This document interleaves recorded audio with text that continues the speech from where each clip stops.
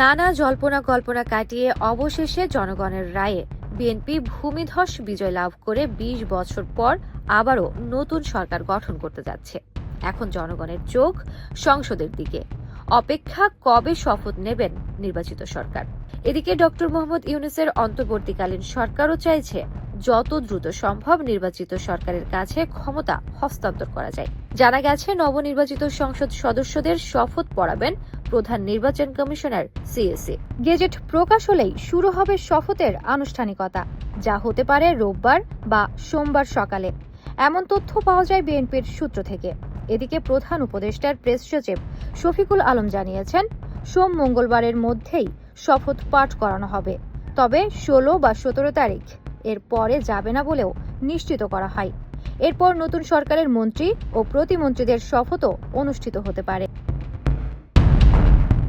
যদিও নতুন এমপিদের শপথ পড়ানো নিয়ে প্রশ্ন উঠছে, কেননা সংবিধানের ১৪৮(১) অনুচ্ছেদ অনুযায়ী বিদায়ী স্পিকারই নবনির্বাচিত সংসদ সদস্যদের শপথ পাঠ করাবেন।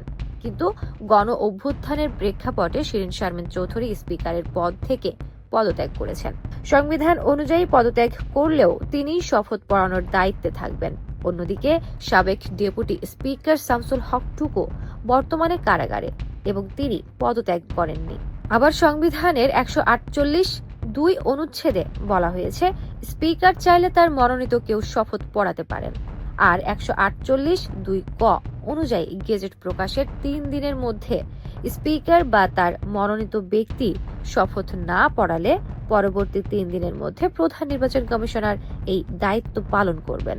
এ পরিস্থিতিতে প্রধান উপদেষ্টা মোহাম্মদ ইউনূস এর সভাপতিত্বে বিশেষ বৈঠক হয়েছে এবং সেখানে সাংবিধানিক বিধান অনুযায়ী সিইসি শপথ পড়াতে পারেন এমন আলোচনা হয়েছে বলে জানা গেছে। স্পিকার ও ডেপুটি স্পিকার উভয় পদ শূন্য থাকলে রাষ্ট্রপতি মনোনীত ব্যক্তির সম্মুখে সংসদ সদস্যরা শপথ নিতে পারেন। আইন উপদেষ্টা আসিফ নজরুল আগেই জানিয়েছিলেন, রাষ্ট্রপতি যাকে মনোনীত করবেন তিনিই শপথ পড়াবেন।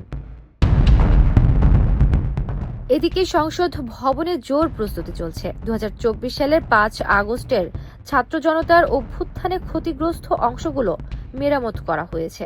শপথ অনুষ্ঠান ঘিরে নিরাপত্তা, প্রোটোকল ও আনুষ্ঠানিকতার সব ব্যবস্থা প্রায় সম্পন্ন। স্পিকার ও রাষ্ট্রপতির দপ্তর, অধিবেশন কক্ষ, শপথ কক্ষ সবই প্রস্তুত। রাজনৈতিক অঙ্গনেও চলছে সরকার গঠনের প্রস্তুতি। এছাড়াও নতুন মন্ত্রীদের জন্য প্রস্তুত রাখা হয়েছে ৫০টি গাড়ি এবং সরকারি বাসভবনগুলোও প্রস্তুত করা হচ্ছে।